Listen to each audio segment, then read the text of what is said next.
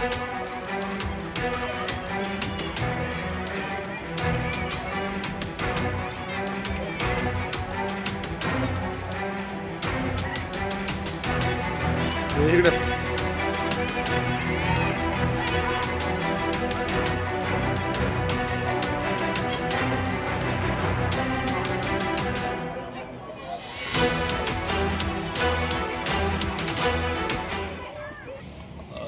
आपल्या दादांना जाऊन 6 महिने होत आहे. एकतर 6 महिने असे भराभरा गेले की कळलंच नाही. आणि पहिल्या दिवसापासून आमची सगळ्यांची इच्छा आहे, मागणी आहे की एक सखोल चौकशी झाली पाहिजे. त्यांनी पहिल्या महिन्याभरात आपल्याला एक प्राथमिक अहवाल तिथं दिला, पण तो आम्हाला काही पटला नाही. त्याच्यात अनेक मुद्दे त्यांनी जे घेतलेत ते चुकीचे आहेत. तुम्ही जर तिथं गेला, बारामतीत गोजूबावी म्हणून एक गाव आहे, तर तिथं खूप गोष्टी त्या प्राथमिक अहवालमध्ये जे त्यांनी लिहिलेले ते सगळे चुकीचे ठरलेले आहेत. तरी आम्ही सगळे इथं थांबलो आहे.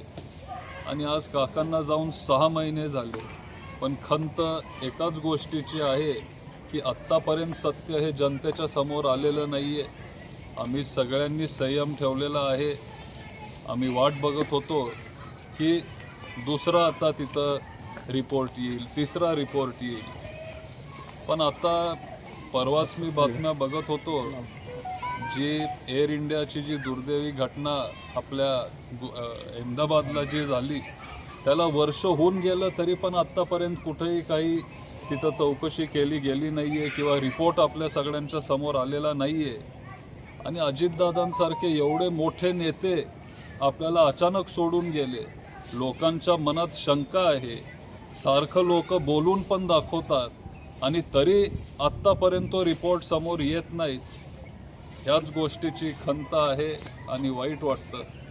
आणि आमची सगळ्यांची इच्छा आहे, अपेक्षा आहे की लवकरात लवकर त्या दुर्दैवी घटनेची माहिती आमच्या सगळ्यांच्या समोर यावी आणि नक्की त्या दिवशी काय झालं, कसं झालं, व्हिडिओ, CCTV, साधे CCTV व्हिडिओ मुंबई एअरपोर्टचे अजून आपल्या समोर आलेले नाही आहेत. आणि लवकरात लवकर ही सगळी चौकशी झाली पाहिजे. CBI चौकशी करत आहे, CID असेल, आपलं DGCA असेल, सगळे जर एवढी चौकशी करत असतील तर मग हे सगळं समोर यायला एवढा वेळ का लागतो, हाच प्रश्न माझ्या आणि सगळे जे बारामतीचे सर्वसामान्य जनता आहे त्यांच्या मनात आहे. का वेळ लागतो असं तुम्हाला वाटतं? आता मी चौकशी तिथं करत नाही आहे. चौकशी सगळे पोलीस अधिकारी असतील किंवा जे टेक्निकल लोक आहेत ते सगळे तिथं चौकशी करत असतील. करत आहेत, नाही करत आहेत, हे त्यांनाच आपल्याला विचारावं लागेल. पण वेळ लागतोय हे खरं आहे. आज 6 महिने होऊन गेले. आम्ही पण संयम ठेवला, आम्ही पण थांबलेलो. आम्हाला वाटलं की आज रिपोर्ट येईल, उद्या रिपोर्ट होईल. एवढे दिवस झाले, आत्तापर्यंत काहीच आपल्यासमोर आलेलं नाही आहे. पण आत्ता खरी गरज आहे की लोकांसमोर तुम्ही हे सगळं मांडलं पाहिजे. दादांसारखे एवढे मोठे नेते, लोकप्रिय नेते, महाराष्ट्राचं नुकसान झालं आहे, देशाचं नुकसान झालं आहे आणि तरी पण आत्तापर्यंत तो रिपोर्ट आपल्यासमोर येत नाही. म्हणजे साधं जर कुठंतरी एखाद्या हॉटेलमध्ये जरी कुठली दुर्दैवी घटना घडली तरी त्या हॉटेलच्या मालकाला ते अटक करतात आणि मग ती चौकशी तिथं चालू ठेवतात. आज एवढी मोठी घटना होऊन सुद्धा VSRच्या मालकांवर अजिबात कुठलीही कारवाई तिथं केली जात नाही आहे. VSRचे जे सिंग आहेत त्यांना कुठेही तिथं बोलवण्यात येत नाही आहे. विमानांची चौकशी तिथं केली जात नाही आहे. त्यांचं मेंटेनन्स व्यवस्थित होत नाही आहे. हे पूर्वीपासून लोक म्हणत होते की VSR कंपनीच्या विमानांचं मेंटेनन्स नीट होत नाही. विमानात ते फ्यूल मोठ्या प्रमाणात तिथं भरत असतात. कॉस्ट कटिंग करण्याच्या भांगडीत ते सगळे हे गोष्टी करत असतात. आजपर्यंत मी एवढ्या सखोल किंवा खोलात जाऊन मी ह्या गोष्टींवर कधी बोललेलो नाही आहे. पण आता आमच्या सगळ्यांचा संयम सुटत चालला आहे. बारामतीकरांना आत्ता सगळी उत्तरं पाहिजेत की नक्की त्या दिवशी काय झालं. तुम्ही आम्हाला एकदा तरी सांगितलं पाहिजे किंवा जे काय चौकशीतून समोर येत असेल हे तुम्ही आमच्या समोर मांडलं पाहिजे. एवढीच मी विनंती करतो. तुमच्या माध्यमातून मी सगळ्यांना, जे कोण आपले इन्व्हेस्टिगेटिव्ह एजन्सीज असतील त्यांना सगळ्यांना विनंती करतो की लवकरात लवकर हे सत्य तुम्ही आमच्या समोर मांडावं. अजित पवारांचा अपघात 28 तारखेला झाला, त्याच्यानंतर 13 दिवसानंतर साधारण 11-12 फेब्रुवारीच्या दरम्यान हा घातपात असल्याचा संशय व्यक्त केला गेला. तेव्हा जी प्रकर्षानं मागणी होत होती चौकशीची ती आता होताना दिसत नाहीये आणि हेच त्या संबंधित यंत्रणेला पाहिजे असं तुम्हाला वाटतं का? तेव्हाही आपण मागणी केली, तेव्हा आपण प्रयत्न केले, पण आपण पण समजून घेतलं पाहिजे की शेवटी त्यांनाही आपण वेळ दिला पाहिजे. ते सगळे जे टेक्निकल एक्सपर्ट्स असतात किंवा ज्यांना विमानातली आतली टेक्निकल माहिती असते किंवा जे हे काम करत आले त्यांना पण आपण थोडा वेळ दिला पाहिजे, ही तेव्हा माझी भावना होती. पण लवकरात लवकर आपल्याला हे सगळे गोष्टी समजले पाहिजे, ते तेव्हाही वाटायचं, आजही वाटतंय. आणि आता 6 महिने होऊन गेले, असं मला तरी वाटतंय की आता आपण भरपूर त्यांना वेळ दिलेला आहे.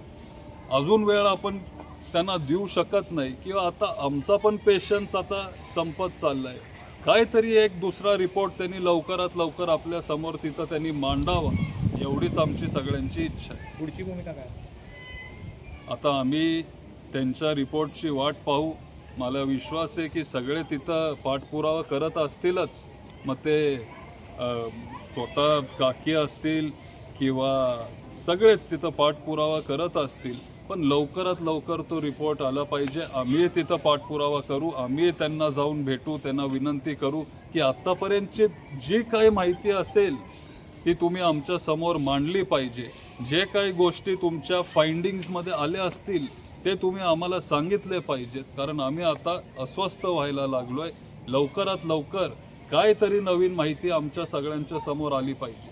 काही दिवसापूर्वी शरद पवार पंतप्रधानांना भेटले, त्याच्यानंतर पंतप्रधानांना अमित शहांना सुनील तटकरे भेटले, त्याच्यानंतर प्रफुल्ल पटेल आणि शरद पवारांची भेट झाली.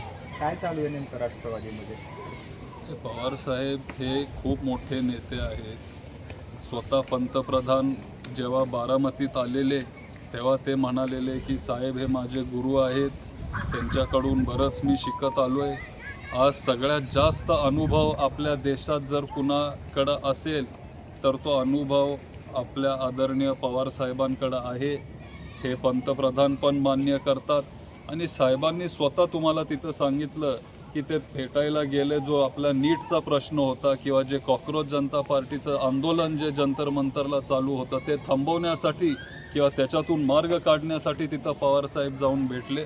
लगेच दुसऱ्या दिवशी आपल्याला तिथं ॲक्शन पंतप्रधानांनी घेतलेली ती बघायला मिळाली आणि शिक्षण मंत्री जे आहेत आपले केंद्रीय शिक्षण मंत्री त्यांचा राजीनामा तिथं घेण्यात आला आणि ह्या संदर्भात साहेब तिथं पंतप्रधान साहेबांशी बोलायला गेले होते. ओके. थँक्यू.